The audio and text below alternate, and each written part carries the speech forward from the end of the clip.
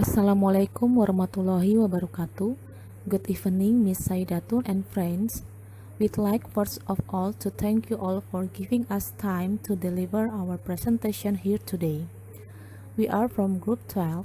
Our member is consist of Fitriani, Hania Lulu Lestari, Lulu Atun Mainufi, and Yuni Safuro. In this meeting, we are going to present the subject of modernism and postmodernism. Please welcome to our presentation and happy watching. Modernism. Modernism is the expression of the modern era 1901 to 45. It tends to revolve around themes of individuality, the randomness of life, mistrust of government and religion, and the disbelief in absolute truth. Modernism is a reaction to the realist movements of the late 19th century. Modernism includes reform movements in art, literature, music, architecture, and the applied art. This movement is also marked by efforts to involve science and technology in every aspect of life. Modernism brought reforms in all areas of life including philosophy, commerce, art, and literature with the help of technology. Formal characteristic of modernism in literature: refusal of coherent meaning, rejection of realism, subjectivity, split temporalities, unstable identity, idiosyncratic language, metafiction, experimental forms, split identities, focus on interiority, unreliable narrator.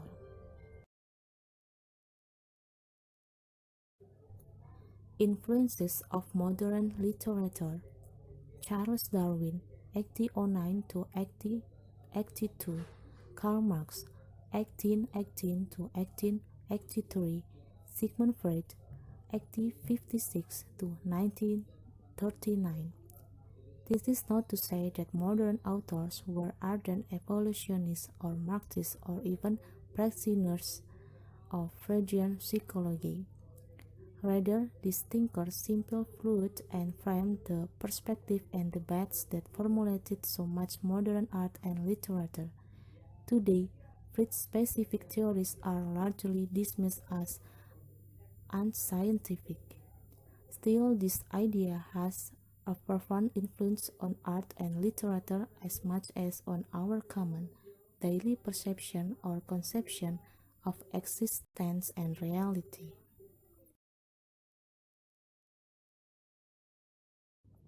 These are examples of notable works in modernism.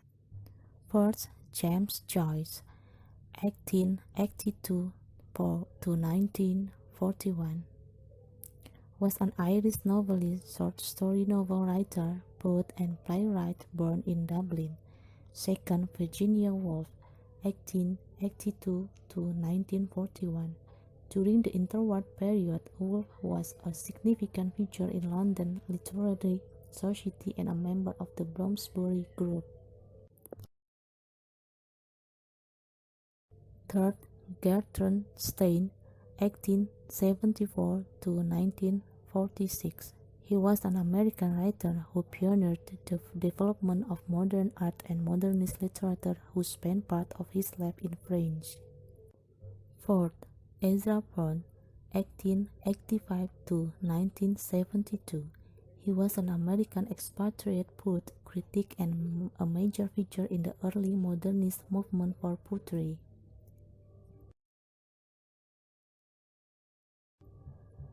Fifth, T.S. Eliot, 1888 to 1965.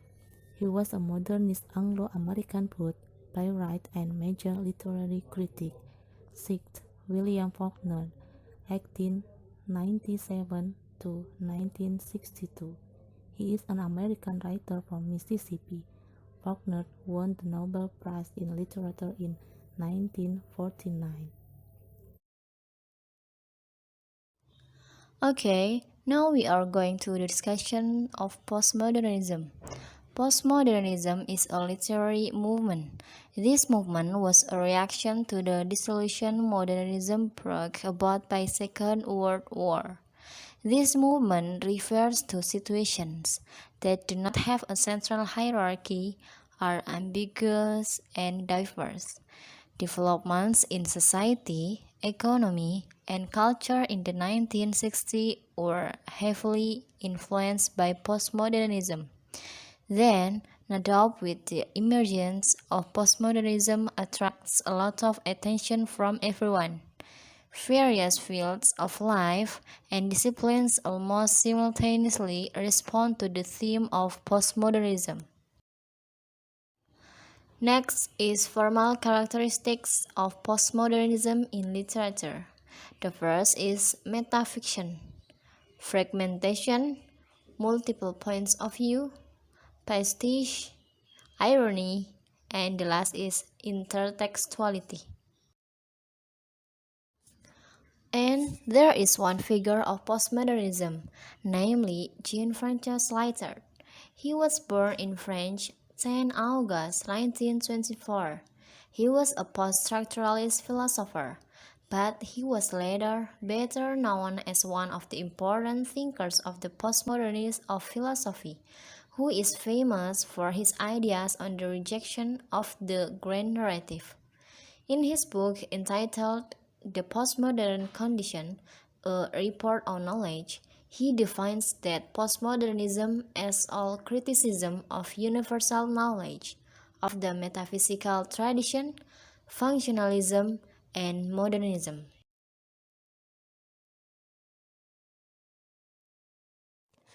Their examples of work on the theme of postmodernism are: first, John Paul.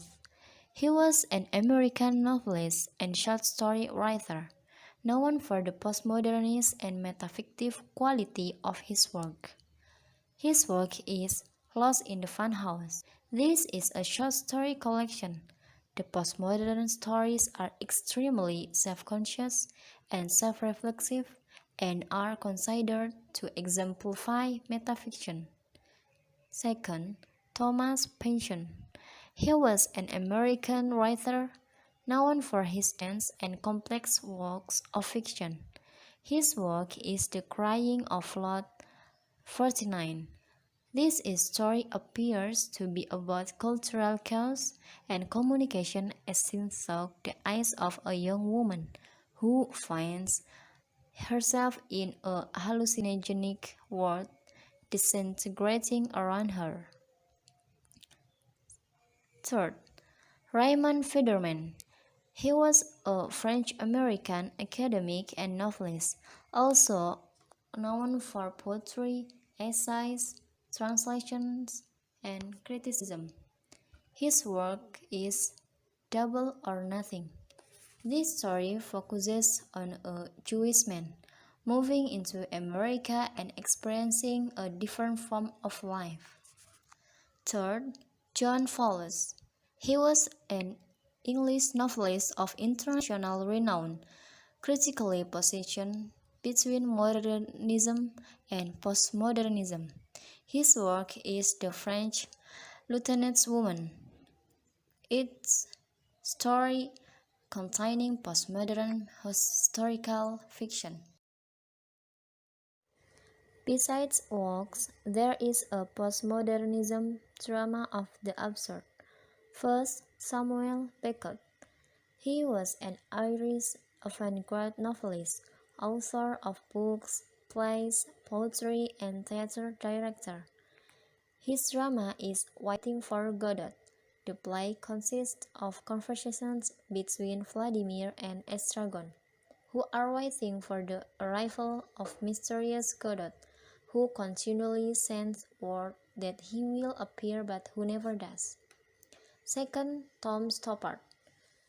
He has written for television, radio, film, and stage, finding prominence with plays such as Arcadia and Edge.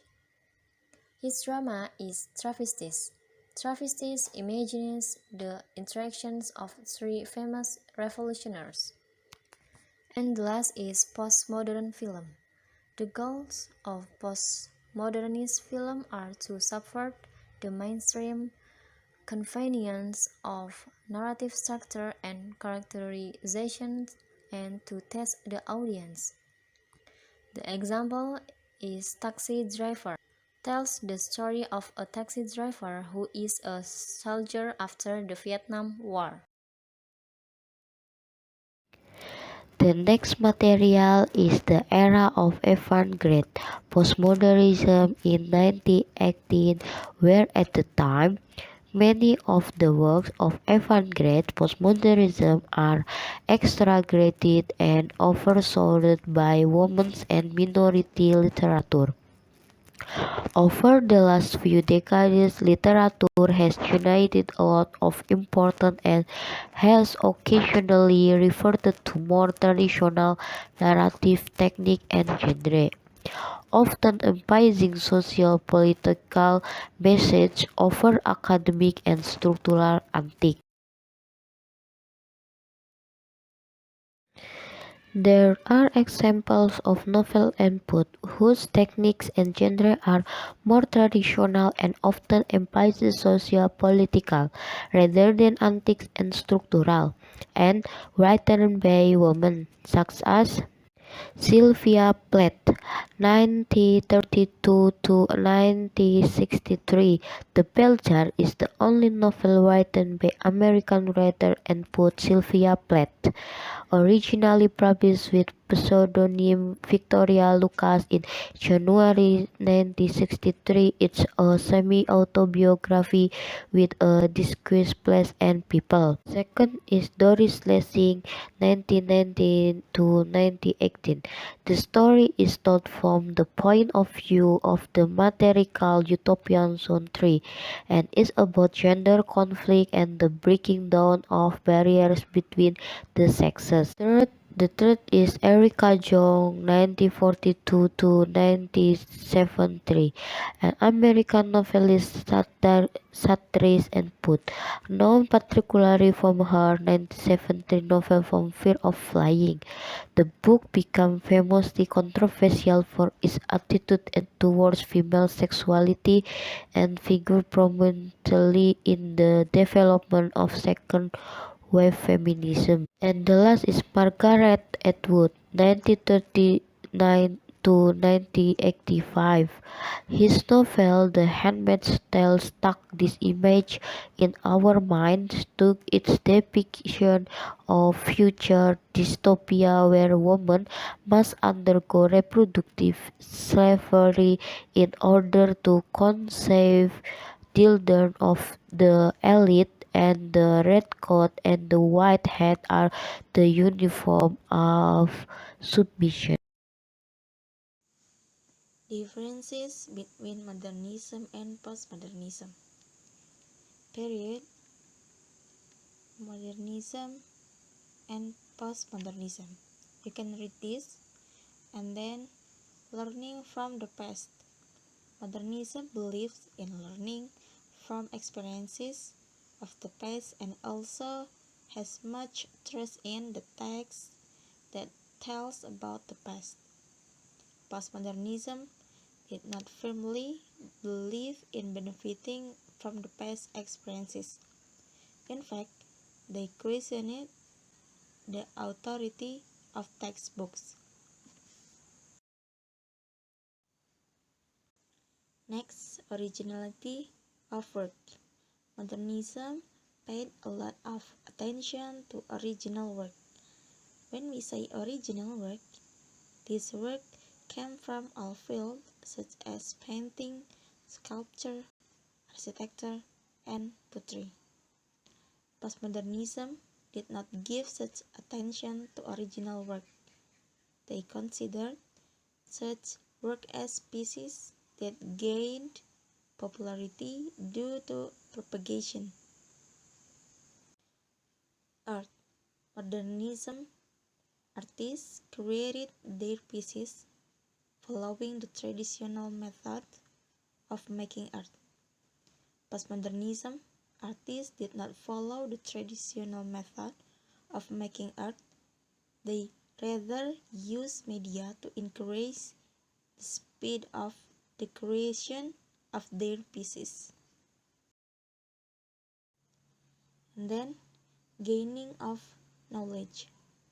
Modernism books were considered the most important way of gaining knowledge during modernism. Postmodernism was much dependent of technology, and they considered web, which expanded the limited boundaries of printed media, as a more important way of gaining knowledge. And the last, truth about life. Modernists wanted to know the real meaning of life and searched for the abstract truth of life. Postmodernists did not believe in abstract truth of life. Similarities between modernism and postmodernism. For the first, modernism and postmodernism are different periods in one century. Second, both modernism and postmodernism include many different art forms.